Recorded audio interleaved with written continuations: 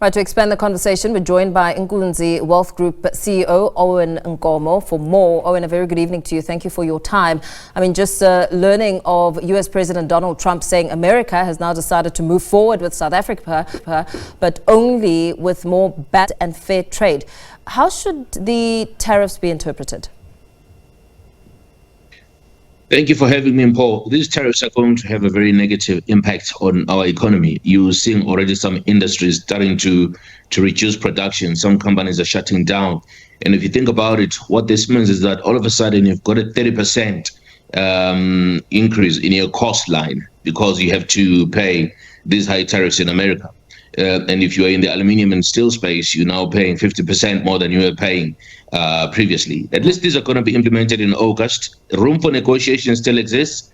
But the question is, why was this done? Because, again, it's done on the wrong premise that we have an unfavorable balance of trade to the United States. And I think that is actually inaccurate. So hopefully we could get this maybe reduced back down to 10%, but jobs will be lost. Some industries might shut down. Some companies might actually shut down if these tariffs are actually passed on.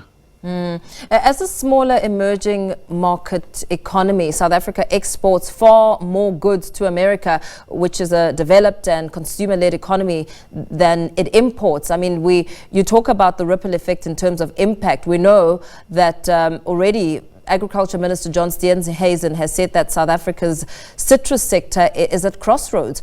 How would one assess the bigger picture when it comes to the bigger impact? So, for example, if you look at the automobile industry, you've got companies like Mercedes-Benz, Toyota, and a couple of other automobile manufacturers that assemble their cars in South Africa. Like the C-Class, for example, is one of the cars that's already seeing a decline in sales in South Africa, and production is actually being stopped in that line. And the other automobile manufacturers are also struggling to make ends meet, because if you had budgeted a year ago that you're going to sell 1,000 vehicles to the United States, now those become uncompetitive when they land in the ports in America because of these high tariffs. You know, your sugar exporters, your macadamia exporters, and all the fresh fruits and veg guys that sell stuff into America are in trouble. The aluminium and the steel guys are in trouble. 50% additional expenses post already very high cost of production in South Africa means that you've got to forget about selling anything into the United States. And shifting markets is something that doesn't happen overnight. So I do think that this is something that is going to affect quite a lot of businesses, and jobs are going to be lost. And as I said earlier, I do hope maybe Donald Trump will turn around and take a different stance on this. Perhaps maybe the question to ask is, why was this done? And the speculation that maybe our relationships with countries like Russia and Iran, etc., might actually be the reason Donald Trump has done this. But let's sit and wait and see how the Department of Trade and Industry, together with their colleagues in America and the presidents of the United States, might negotiate things back to perhaps, say, a flat 10% odd structure on the tariffs. But if this carries on at these levels that are proposed, definitely people will be going home. What the president of the US has said is that there will be no tariff if South Africa or companies within South Africa decide to build or even manufacture products within the US. Trump has said that he'll do everything possible to get approvals done quickly, professionally. What does this tell us about his strategy? Look, we all know that his strategy is to make sure that as much of production happens in America than it does happen outside America. He's bringing jobs back to America. He's threatened companies like Apple, with higher taxes and things like that if they don't bring back the jobs from India and from Asia.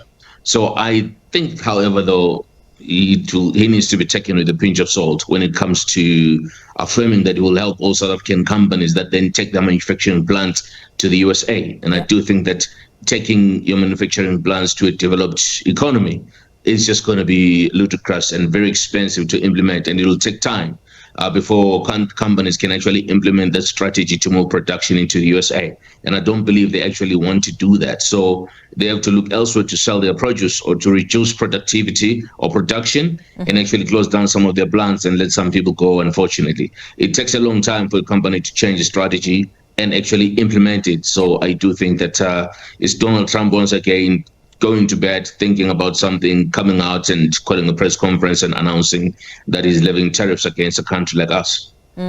You make mention of the impact on the automobile sector, but what we have seen is a gap, an opportunity for China.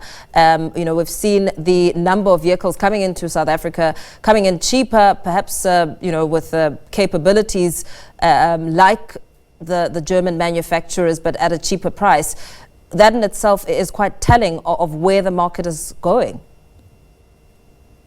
That's true. And if you're a South African producer outside of the Asian, imports, you obviously have a double-edged sword now. You're dealing with America in the West, and you're dealing with the guys from the East producing vehicles that have got amazing technology, that are fairly priced, that have got longer term, longer mileage in terms of service plans.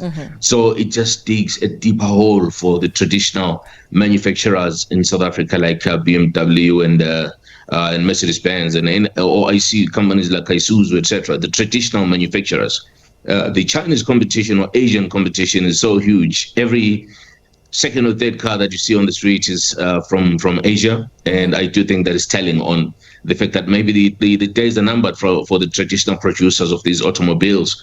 They need to think differently about their pricing strategy. And in fact, price compression has already started happening with some of these manufacturers of expensive German vehicles actually reducing pricing in some scenarios by between 10 to 30%. So the pressure is definitely settling in, and it talks a lot to what the future of those companies needs to look like. People have to be in boardrooms thinking of a different strategy.